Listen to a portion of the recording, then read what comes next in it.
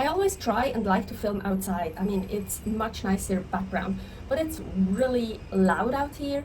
So I don't know if I should, because I know background noise is really annoying. Okay, let's try it in my room behind closed doors. Still have some of a background. Okay, I'm in heaven.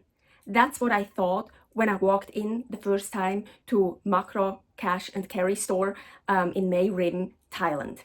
Holy shit, I'm in carnivore heaven. So many varieties for me, so many different meats and seafood, and so many things I've never tried before, I've never seen before, and I want to try. Yeah.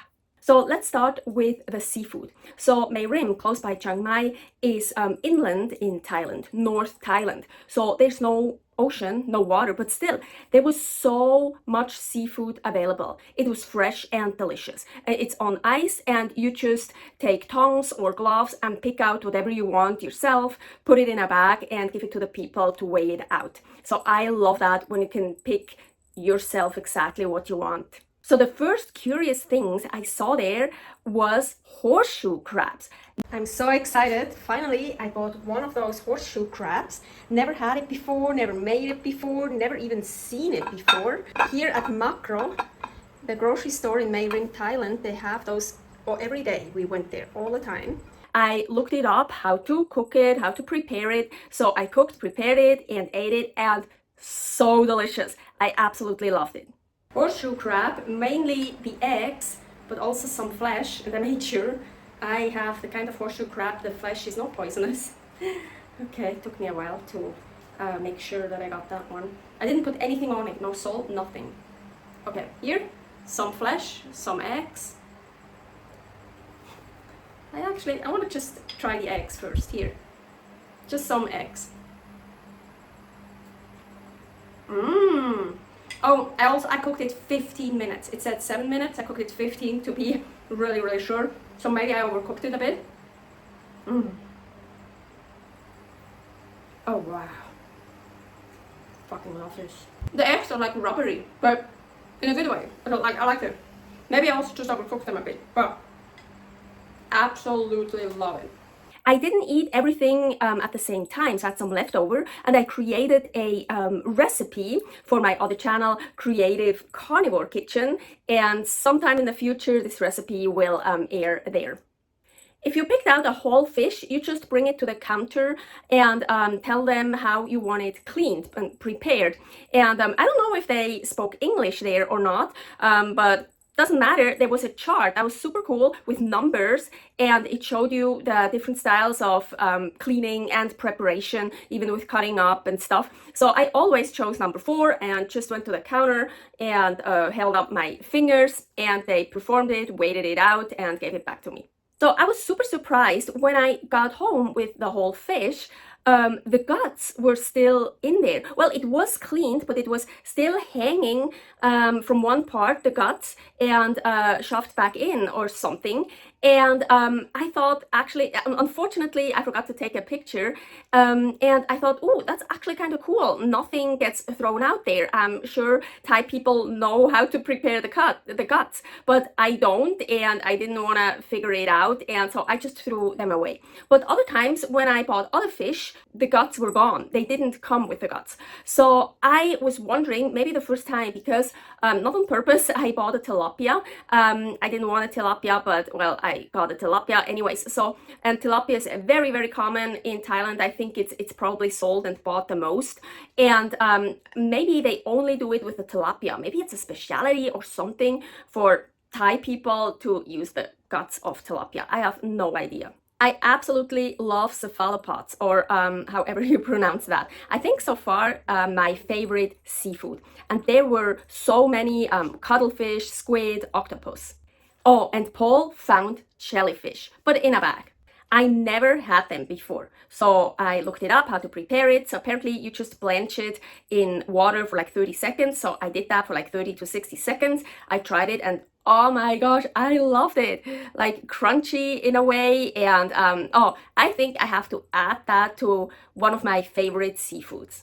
The flower crabs, unfortunately, they weren't as good as the alimasag in the Philippines. I was never really a fan of crab, except for king crab in Norway, but the alimasag in the Philippines, oh my gosh, they were absolutely amazing, delicious. So here is the video, traditional foods in the Philippines.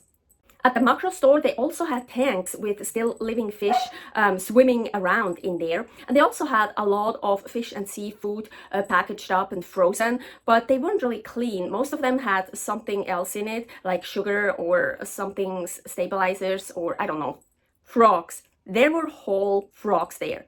Yeah, I had frog legs before, no big deal, but never a whole frog. And so at school in Switzerland, I never dissected a frog like they do in the US. I think almost everywhere in the US, or well, some years ago, they used to dissect frogs. So I never did that. So for me, it was super interesting. I got 3 frogs and I cleaned them and basically dissect them myself. And yeah, I learned a lot about frog anatomy and it was interesting. Okay, so I had frog legs before, but never the upper part, so I want to try. Let's get some of that. Some of this. Yeah, here. And some of the arms. Well, it's frog. It's not different than the legs, really, I feel. And there were many different kinds of shrimp and prawns. Even there was a bin full of just female prawns. So you could also get the roe. I bought those once, and the female prawns, they were really little, but yeah, most of them had roe with it, and that was kind of cool. So if you have a recipe, you want shrimp roe, so you can just get female prawns, and you for sure get some roe, because if you just get shrimp or prawns, you usually don't get any roe with it. Oh, and there was a bin full of ice, free to take for you to fill bags with ice. So when you want to get your food home, it will still be good. That is so cool. So I think everywhere they should do that, where there's meat and seafood, especially seafood. Just put a bin full of ice there and people can package a bag of ice and put it with their groceries, and I thought that was so great. I loved it. Of course, we did that. The frozen section, they didn't only have fish frozen, they also had like spiral Babylon snails, scallops still in the half shell with the roe. That was super cool. I bought some of those. Ooh, at Macro, there was pure non-iodized salt, and it was even cheaper than the iodized salt. How it should be. Yes. A case of those little sparkling waters, 24 bottles in it, cost about $1.50. That's 6 cents per bottle. Super reasonable price. I thought soda water in Thailand would be much more expensive because it's not really, I don't think Thais drink that, so it's not really a local thing, but it was cheap, so super cool. And the soda water, aka sparkling water, because it was filled in glass bottles, it was super sparkly, not sparkly, carbonated. So sometimes I even had to dilute it a little bit with flat water, so I love that. So in Reno, Nevada, the US, where we lived before we started this Nomad Life, so the sparkling water for 1.5 liters, it was about 85 cents, but before we left, it went up to 95 cents. So 1.5 liter, 95 cents. And so in Thailand, if you do the math, for the same amount, 1.5 liters, we paid 29 cents. Hell yeah, even cheaper. Super cool. There's another store we went to a lot, Rimping, but much more exclusive and expensive. So I will talk more about that store in the second part, Carnivore in North Thailand, Mae Rim, part 2, meat and eggs. But one thing I want to mention here about that store, I found clean fish sauce. Yeah, 80% anchovies, 20% salt.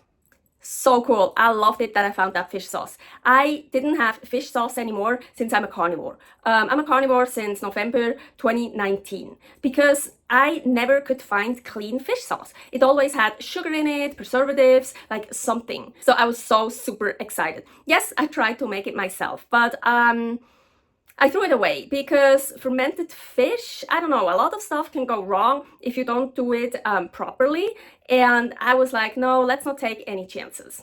So Squid brand, a Thai brand, makes 3 different fish sauces. The labels are green, yellow, and gold. So all of them have anchovies and salt. So the green one also has sugar. The yellow one also has stevia. And the golden one, nothing else. Just 80% anchovies, 20% salt. Yeah, and at Rimping, they had that golden one. And I didn't even pay that much.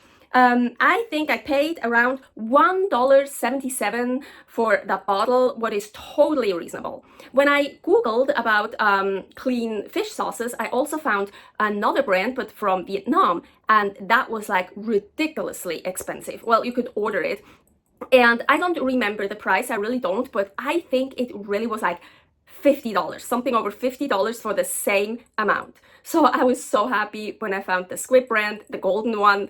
Super awesome. So of course I use that fish sauce quite a lot, and I also use it for recipes for my other channel, Creative Carnivore Kitchen. So super cool. We were doing trusted house sitters in Mae Rim, Thailand. Here is a video about that. We were taking care of 3 beautiful cats and a big house. But the first night we spent at the Monoceros resort that was very close by to the house. And also later on, we reserved 2 more nights at Monoceros resort. We didn't spend them there, but we reserved and paid for them for extending our visa. More about extending our visa and all about that in a future video. Anyways, my point is this. When we went over there to reserve 2 more nights, the owner there told us that breakfast is included, and Paul said, yeah, I might take advantage of that, but she can't eat breakfast there. She's on a very strict diet. And then Paul, his name is also Paul, Resort Paul, I call him now, the owner. So Resort Paul said, oh, they also have vegetarian. And we were both, oh, no, only meat. And then Resort Paul told us, oh, there's a guy living there in the resort, also staying there, and he eats only meat and eggs. And he just buys his own food and then will give it to the chef there at the resort and tell them how to prepare, how to cook it for him, and then they do that. Super cool. I never heard that before. So I asked Resort Paul, oh, does he, like me, only eat meat, seafood, and eggs, and also no spices and stuff, just salt? I was curious. And Resort Paul said, no seafood, only meat and eggs. But sometimes he asks for a bit of garlic or pepper. So he also eats spices. But yeah, he just buys his own food, steaks usually, I think, and gives that to the chef, tells him how to prepare it, and then they prepare it for him. I think that is so fucking cool. Since our Nomad Life that started March 30th, 2024, I've never came across or heard of someone that is a fellow carnivore. Yes, of course, in Switzerland, my friend is a carnivore there, but otherwise I've never encountered another carnivore or heard about one. And I think that's so fucking awesome that they cook and prepare the meat for that guy. So being a carnivore doesn't have to be very complicated while traveling. Now for the very end, I remembered to turn on the ring light, but at least now you never had these blue rings in my eyes because of my glasses. I always try to get them away, but it's kind of hard. So anyways, for this last part, let's get some blue rings and maybe more lighting. I love getting infos, especially from locals, but also anyone else about different foods from different countries. So if you know anything about, if you have any suggestions and infos about foods from Laos, Vietnam, Cambodia, Thailand, Hong Kong, Taiwan, Indonesia, South Korea, Japan, Australia, or anywhere in Central and South America, please let me know by putting them down in the comments. Thank you very much. Stay happy, stay healthy. Bye.